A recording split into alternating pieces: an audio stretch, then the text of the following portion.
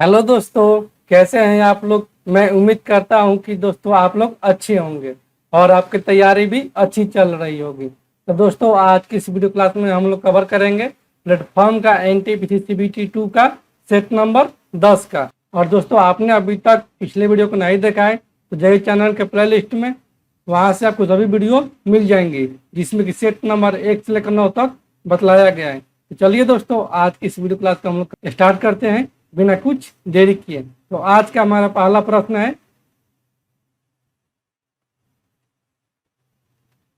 Under root का 1 minus sine square theta भागा में 1 माइनस कॉस स्क्वायर थीटा को हल कीजिए। तो दोस्तों हम लोग जानते हैं कि साइन स्क्वायर थीटा प्लस का कॉस स्क्वायर थीटा बराबर में होता है 1। यहाँ से दिया है 1 माइनस साइन स्क्वायर थीटा, यानी कि कॉस स्क्वायर थीटा बराबर में हो जाएगा 1 माइनस साइन स्क्वायर थीटा। यहाँ से इसका मान भर देंगे, क्योंकि अंडर रूट का कॉस स्क्वायर थीटा और भागा में 1 माइनस कॉस स्क्वायर थीटा यानी कि साइन स्क्वायर थीटा। यहाँ से हो जाएगा बट्टे का साइन स्क्वायर थीटा, इनकी यहाँ से अगर हम देखेंगे ये हो जाएगा टेन स्क्वायर थीटा, क्योंकि टेन थीटा बराबर में होता है दोस्तों साइन थीटा और बटे में होता है कॉस थीटा। जैसे टेन स्क्वायर थीटा हो जाएगा, जैसे टेन स्क्वायर थीटा है अंडर रूट का, यानी कि यहाँ से हो जाएगा टेन थीटा। इसलिए ऑप्शन बी को हम लोग टिक करेंगे। ठीक है दोस्तों, अगले प्रश्न की ओर बढ़ने से पहले दोस्तों अगर आप इस चैनल पर नए हैं तो प्लीज़ दोस्तों इस चैनल को सब्सक्राइब करें और हमें सपोर्ट करें। तो चलिए दोस्तों अगले प्रश्न की ओर बढ़ते हैं। एपी का पहला पद -3 है एवं दूसरा पद जो है वह 4 है, तो 18वां पद एपी का ज्ञात कीजिए। इनकी यहाँ से दिया है ए बराबर में दिया है -3 और ए2 बराबर में दिया है 4। यहाँ से डी निकाल लेंगे, डी मतलब 4 बनता, यहाँ से डी बराबर में हो जाएगा ए2 माइनस का ए यानी कि 4 माइनस का 3 यानी कि यहाँ से डी आ जाएगा 7 और निकालना कितना है 18वां पद है, यानी कि 18वां पद बराबर में हो जाएगा ए प्लस 17 डी।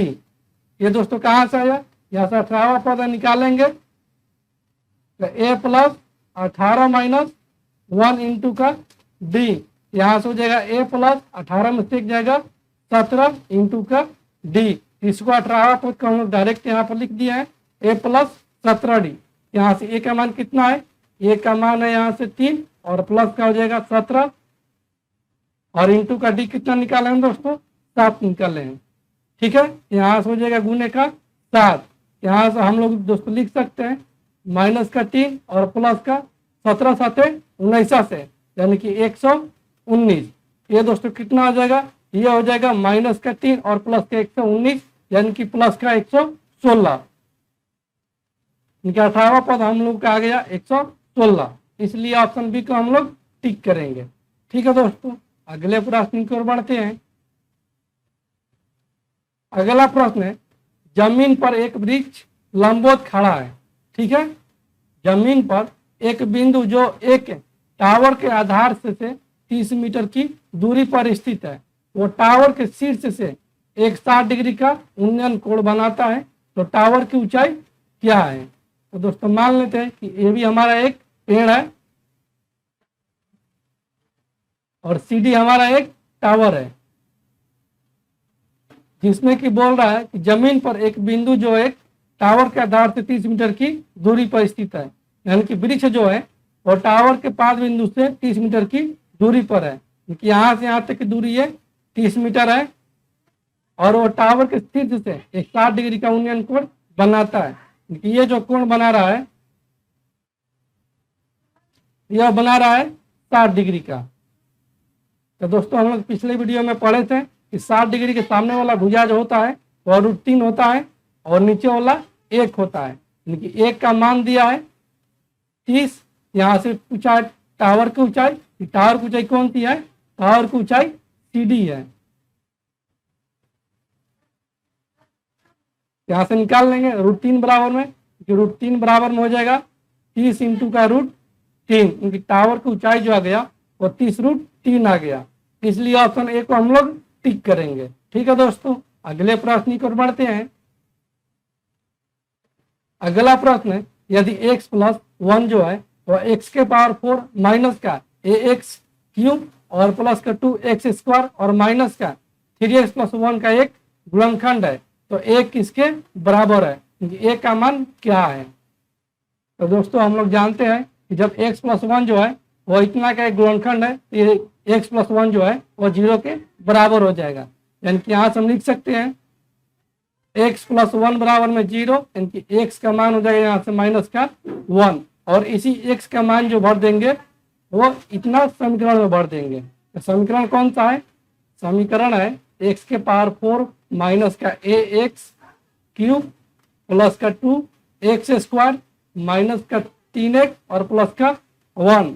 यहाँ से x का मान भर देंगे, क्योंकि -1 का पावर 4 और माइनस का हो जाएगा a, और इंटू का -1 के पावर 3 और प्लस का 2 इंटू -1 का स्क्वायर माइनस का 3 गुने माइनस का 1 और प्लस का 1। यहाँ से -1 का पावर 4 है, यानी कि इसका मान हो जाएगा 1, और यहाँ से हो जाएगा -1 का क्यों है, यानी कि माइनस गुने माइनस प्लस गुने माइनस, यानी कि -1 और -1 और माइनस ये +1, यानी कि प्लस का हो जाएगा a, और यहाँ पर हो जाएगा प्लस का -1 का स्क्वायर, यानी कि प्लस का 1, क्योंकि 2 गुने 1 ये हो जाएगा 2, और यह -3 और -1, यानी कि प्लस का 3 और प्लस का 1 बराबर में हो जाएगा 0। यानी कि यहाँ से हम देखते हैं कि कितना आ जाता है, 3 और 1 4, 2 6 और 1 7, यानी कि a + 7 बराबर में 0। a का मान यहाँ से हमारा आ जाएगा -7, इसलिए ऑप्शन डी को हम लोग टिक करेंगे। ठीक है दोस्तों, अगले प्रश्न की ओर बढ़ते हैं। अगला प्रश्न है, प्रत्येक 3 वर्ष के अंतराल पर जन्मे 5 बच्चों की उम्र का योग जो है वो 50 वर्ष है, तो सबसे छोटे बच्चे की उम्र कितनी है। तो दोस्तों यहाँ से मान लेते हैं कि पहले बच्चे की उम्र जो है वह x है, तो दूसरा का कितना हो जाएगा, वह हो जाएगा x + 3, और तीसरा का x + 6, चौथा का x + 9, और पांचवा का x + 12, और इन सभी बच्चों का उम्र का योग जो है वह 50 वर्ष है। तो हमारा जो कितना हो जाएगा, यहाँ से हम लिख सकते हैं x + 3 plus x + 6 plus x + 9 और प्लस का x + 12 बराबर में 50। यहाँ से हमारा हो जाएगा 5x और प्लस का 12 9 21, 21 6 27, 27 और 3 30, यानी कि 5x प्लस का 30 बराबर में आ जाएगा 50। 5x बराबर यहाँ से हमारा आ जाएगा 50 में से 30 जाएगा, यानी कि 20। यहाँ से x बराबर में आ जाएगा 20/5, यानी कि सबसे छोटे बच्चे की उम्र जो है वह 4 वर्ष है, इसलिए ऑप्शन ए को हम लोग टिक करेंगे। ठीक है दोस्तों, अगले प्रश्न की ओर बढ़ते हैं।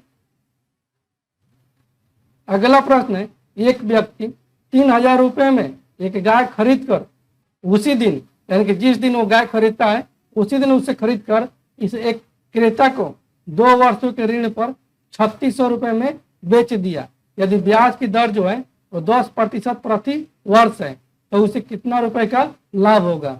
यानी कि 3000 को वो एक क्रेता को बेच दे रहा है 10% की दर से 2 वर्षों के लिए, उसके लिए इसे कितना हो जाएगा क्रय मूल्य, यह हो जाएगा 2 कैंसिल आउट, यानी कि 3 दूनी 600, 600 रुपये उसको ब्याज मिलेगा। यानी कि उसका कितना हो जाएगा टोटल सीपी हो जाएगा क्रेता का 3000 में तो खरीदा है और प्लस 600 का उसको भी अलग से ब्याज देना पड़ेगा, यानी कि उसका हो जाएगा टोटल सीपी 3600, और बेच कितने में रहा है, बेच रहा है 3600 में, यानी कि उसको न लाभ हो रहा है न ही हानि हो रहा है, इसलिए ऑप्शन ए को हम लोग टिक करेंगे।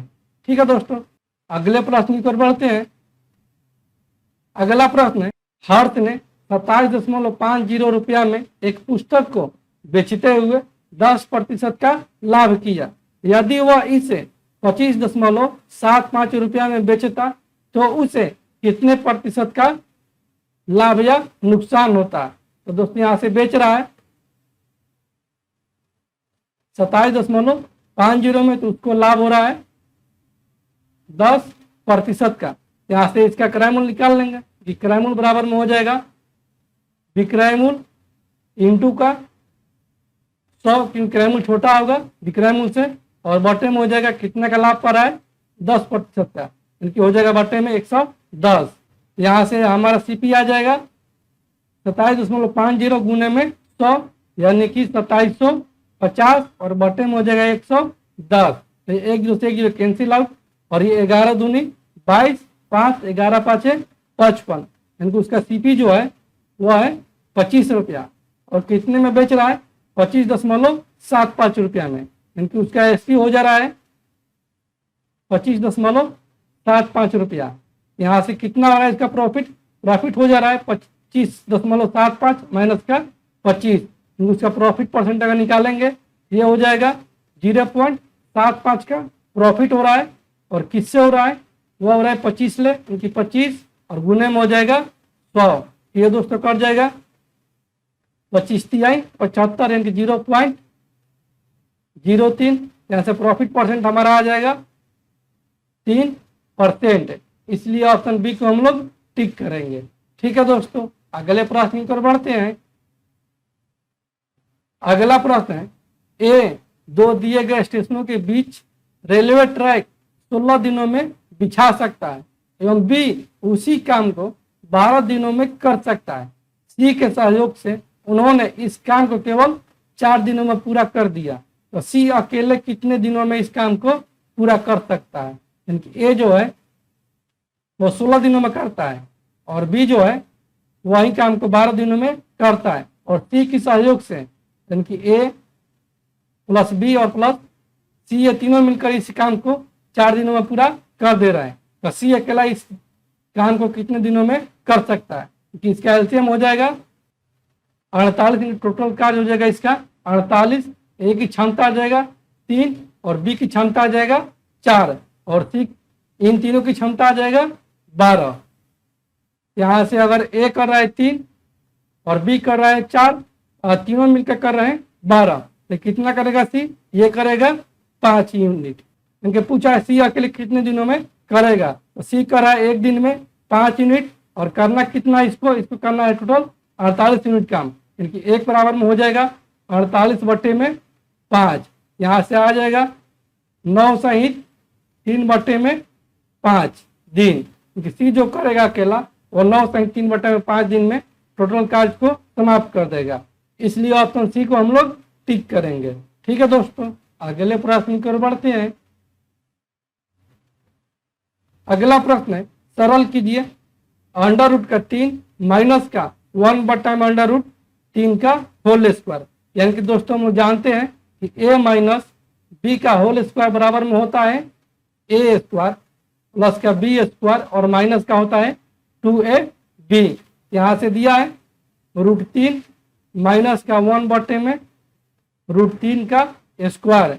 तो दोस्तों इसको हम करेंगे a स्क्वायर प्लस का b स्क्वायर के 1 बटे में √3 का स्क्वायर और माइनस का 2 इंटू a यानी कि √3 और इंटू का 1 बटे में √3, ये √3 से √3 कैंसिल आउट, यानी कि यहाँ से हमारा आ जाएगा √3 का स्क्वायर यानी कि 3 और प्लस का 1 बटे में 3 और माइनस का 2, ये 3 एलसीएम हो जाएगा, यानी कि यहाँ से हमारा हो जाएगा 3 के 9 प्लस का 1 और माइनस का 6 बटे में 3।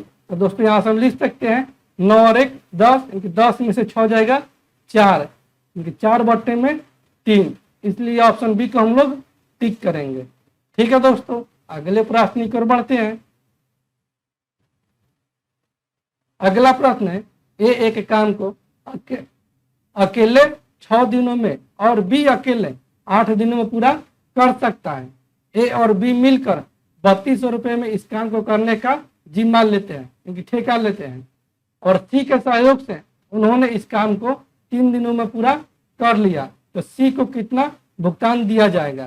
यानी कि ए और बी जो है वो दोनों मिलकर काम को करने के लिए 3200 रुपए का ठेका लेते हैं, लेकिन वो सी की सहयोग से काम को 3 दिनों में ही पूरा कर लेते हैं। तो उस 3200 रुपए में से सी को कितना वो लोग देंगे, यही हमको निकालना है।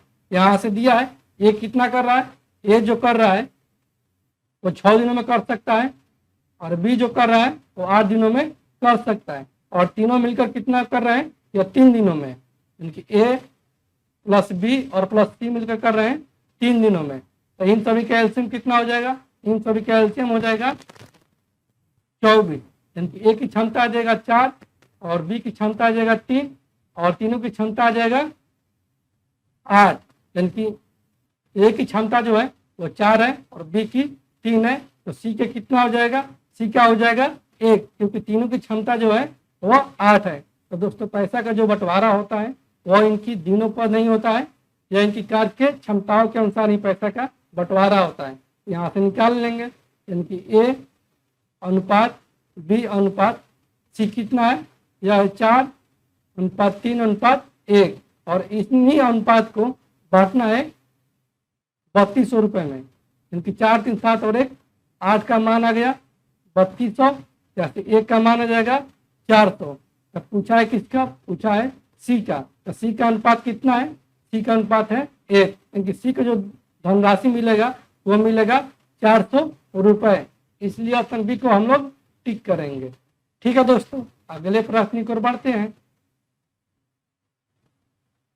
अगला प्रश्न है, यदि एक प्राकृतिक संख्या 10 के पावर n-1 के अंकों का योग जो है वो 4707 है, जबकि n एक प्राकृतिक संख्या है, तो n का मान क्या होगा। यानी कि n जो है n एक प्राकृतिक संख्या है। तो दोस्तों प्राकृतिक संख्या कौन कौन सी होती है, तो प्राकृतिक संख्या होती है 1 से लेकर 9 तक। ठीक है दोस्तों, यानी कि अगर यहाँ पर n का मान 1 रखते हैं, ये कितना हो जाएगा, 10 के पावर n-1 है। यहाँ पर n का मान अगर हम 1 रखेंगे तो ये हो जाएगा 10 के पावर 1, यानी कि 10 माइनस का 1 यानी कि 9, और n का मान अगर 2 रखते हैं तो ये हो जाएगा, यानी 10 का स्क्वायर 100 माइनस का 1, यानी कि यह हो जाएगा 99। इसमें जो है वो 9 का डिविजिबल है, क्योंकि अगर हम 9 से इस संख्या में भाग देंगे तो हमारा n का मान दे देगा। यहाँ से n का मान निकाल लेंगे, क्योंकि n बराबर में हो जाएगा 4707, और बटे में कितना का मल्टीपल है, 9 और 11 का, 11 से जाएगा नहीं, क्योंकि इसको हम 9 से डिविजिबल करेंगे। यहाँ से करेंगे बट्टे में 9, ये दोस्तों कट जाएगा, 9 पाँचे 45, यानी कि 2, ये 20 हो जाएगा, क्योंकि 9 दूनी 18, यहाँ बचा 2 यानी कि 27, ये हो जाएगा 9 तिया 27। n का मान जो है वो 523 है, इसलिए ऑप्शन बी को हम लोग टिक करेंगे। ठीक है दोस्तों, अगले प्रश्न की ओर बढ़ते हैं। अगला प्रश्न है, एक कार्य को कर्मचारियों की एक निश्चित संख्या 55 दिनों में पूरा कर सकती है। यदि 6 कर्मचारी और बढ़ गए होते तो कार्य को समाप्त होने में 11 दिन कम लगते, तो वास्तविक रूप से कितने कर्मचारी वह कार्य कर रहे थे। यहाँ से मान लेते हैं कि कर्मचारियों की संख्या जो है, कर्मचारियों की संख्या जो है वह है 1 है, और यही कर्मचारी जो है एक निश्चित संख्या 55 दिनों में कर सकती है, यानी कि x जो है वह 55 दिनों में कर सकती है। और आगे बोल रहा है कि यदि 6 कर्मचारी और बढ़ गए होते, यानी कि x प्लस अगर 6 कर्मचारी और बढ़ गए होते तो एक कार्य जो है वह 11 दिन का पहले समाप्त हो जाता, यानी कि 55 से 11 दिन पहले, यानी कि 44 दिन पहले समाप्त हो जाता। ये दोस्तों बना रहे हैं MDH पर, MDH बराबर में M1 D1 H1, इस पर बना रहे हैं, क्योंकि ये हो जाएगा 11 5 55 और ये 11 चौक 44। यहाँ से हम लिख सकते हैं 5x बराबर में ये हो जाएगा 4x प्लस का 24, क्योंकि 4x को इधर लेकर जाएंगे ये हो जाएगा 5x माइनस का 4x बराबर में 24, x का मान यहाँ से हमारा आ जाएगा 24, यानी कि पहले जो कर्मचारी थे वह थे 24, इसलिए ऑप्शन सी को हम लोग टिक करेंगे। ठीक है दोस्तों, अगले प्रश्न की ओर बढ़ते हैं। अगला प्रश्न है, यदि किसी धनराशि का 1/3 भाग 3% पर और 1/6 भाग 6% की वार्षिक दर पर तथा शेष 8% वार्षिक दर पर उठाया गया तथा इन सभी निवेशकों पर साधारण वार्षिक ब्याज जो है वो 600 रुपया मिले तो संपूर्ण मूल राशि कितनी थी। तो दोस्तों मान लेते हैं कि संपूर्ण मूल राशि जो थी, संपूर्ण राशि जो थी वह थी 6000 रुपया। ठीक है, तो पहले भाग कितना बेचा जा रहा है कि 1/3 भाग को 3% के वार्षिक दर पर, यानी कि 6000 का अगर 1/3 भाग निकालेंगे ये हो जाएगा 3 दूनी 6, यानी कि 2000 को वो बेच रहा है 3% की दर से, क्योंकि बट्टे में 100 और प्लस को 1/6 भाग को, क्योंकि 6000 के 1/6 निकालेंगे तो ये हो जाएगा 1000 को, क्योंकि वो 1000 को बेच रहा है 6% वार्षिक दर पर। और तीसरा जो बेच रहा है इनकी शेष राशि को तो कितना बेच दिया कि 1000 और 1 2000। अभी कितने पास उसके पास बचा है, अभी उसके पास कितना बचा है, वो बचा है 6000 माइनस 3000 यानी कि 3000। 3000 को वो बेच रहा है 8% की वार्षिक दर से, तो इसको टोटल ब्याज कितना मिल रहा है, यह मिल रहा है 600 रुपया। दोस्तों ये 2 जीरो से 2 जीरो कैंसिल आउट, यहाँ पर भी 2 जीरो से 2 जीरो कैंसिल आउट, ये 2 जीरो से 2 जीरो कैंसिल आउट, ये कितना हो जाएगा 8 3 24 240 और प्लस का हो जाएगा 20 3 60 और प्लस का 10 6 60 बराबर में 600। यहाँ से हो जाएगा 6 6 12 यानी कि 120 120 और 240 यानी कि 360 360 बराबर में हो जाएगा 600। तो एक बराबर में यहाँ से हमारा आ जाएगा 600 और बटे में हो जाएगा 360। ये 1 जीरो से 1 जीरो कैंसिल आउट और ये 6 36 और ये 3 दूनी 6 और ये 5 दूनी 10। एक का मान यहाँ से हमारा आ गया 5/3। तो माने कितना संपूर्ण राशि 6000 रुपया, क्योंकि अगर हम यहाँ से 6000 बराबर लिखेंगे ये हो जाएगा 5/3 और गुने में 6000। ये दोस्तों कर जाएगा 2 बार में यानी कि 2000। यहाँ से हमारा संपूर्ण राशि आ गया 5 दूनी 10 यानी कि 10,000 रुपया हमारा जो संपूर्ण राशि आ गया।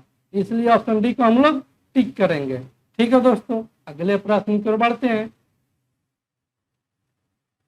अगला प्रश्न, 2 ट्रेनें 2 स्टेशनों से समान समय पर क्रमशः 20 किलोमीटर और 25 किलोमीटर प्रति घंटे की दर के साथ एक दूसरे की ओर बढ़ती है।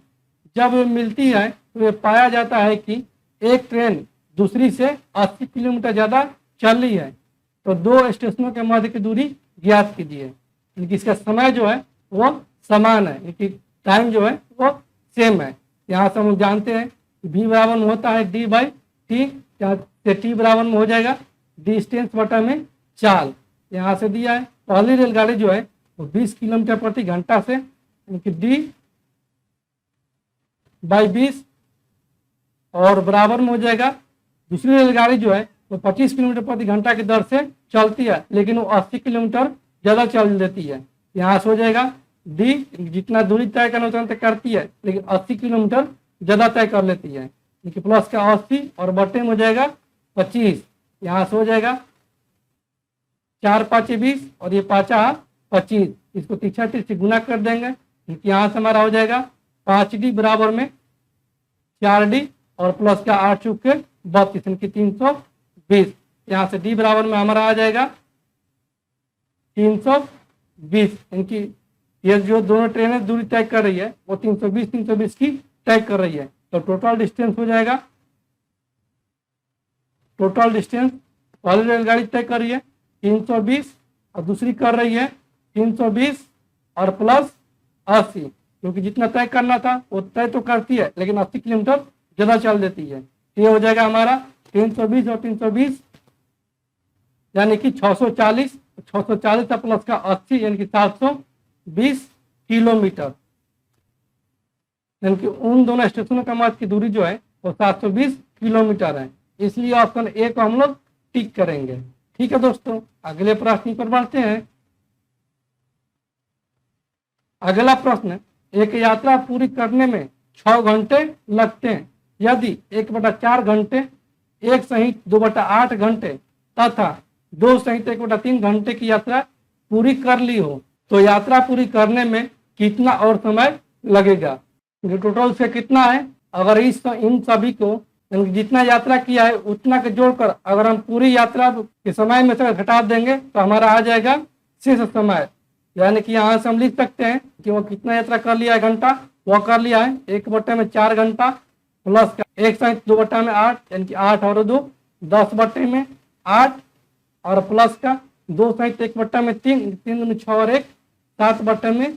तो इन सभी का एलसीएम हो जाएगा 24। यहाँ से हो जाएगा 6 चौके 24 और प्लस का हो जाएगा ये 8 3 के 24 इनकी 10 3 30 और प्लस का ये हो जाएगा 3 9 8 24 इनकी 7 8 56। तो दोस्तों यहाँ से हम लिख सकते हैं 36 और 56 यानी कि यहाँ से हमारा आ जाएगा 36 और 56 यानी कि 92/24।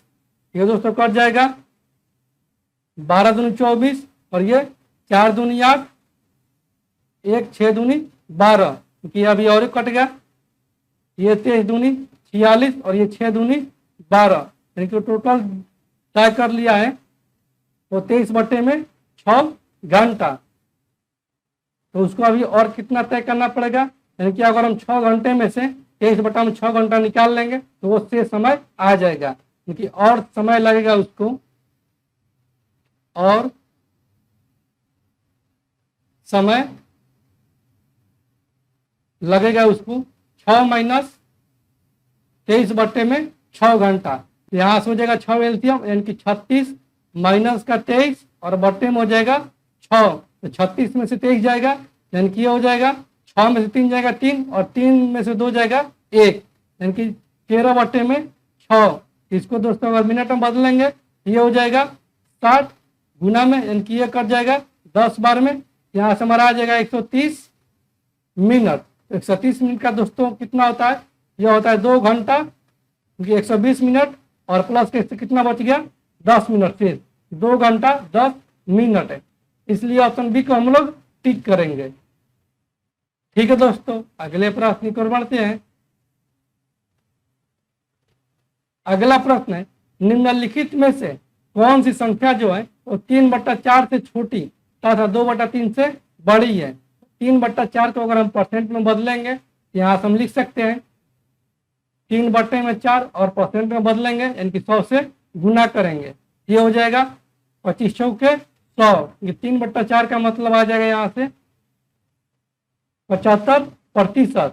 उसी प्रकार 2/3 को अगर परसेंट में बदलेंगे ये हो जाएगा 200/3 यानी कि 2/3 का मतलब 76 18 2 76 18 यानी कि 66.66%। तो दोस्तों इन दोनों के बीच कौन सा परसेंट है, वह है 70%, इसलिए ऑप्शन डी को हम लोग टिक करेंगे। ठीक है दोस्तों, अगले प्रश्न की ओर बढ़ते हैं। अगला प्रश्न है, बिंदुओं a cos थीटा प्लस का b sin थीटा 0 तथा 0, a sin थीटा माइनस का b cos थीटा के बीच की दूरी क्या होगी। तो दोस्तों इन दोनों के बीच की दूरी जो हो जाएगी वह हो जाएगी √ का x2 माइनस x1 का स्क्वायर और प्लस का y2 माइनस y1 का स्क्वायर। तो दोस्तों यहाँ से डी बराबर में हमारा आ जाएगा √ का x2 यानी कि 0 और माइनस का आ जाएगा a cos थीटा और प्लस का b sin थीटा।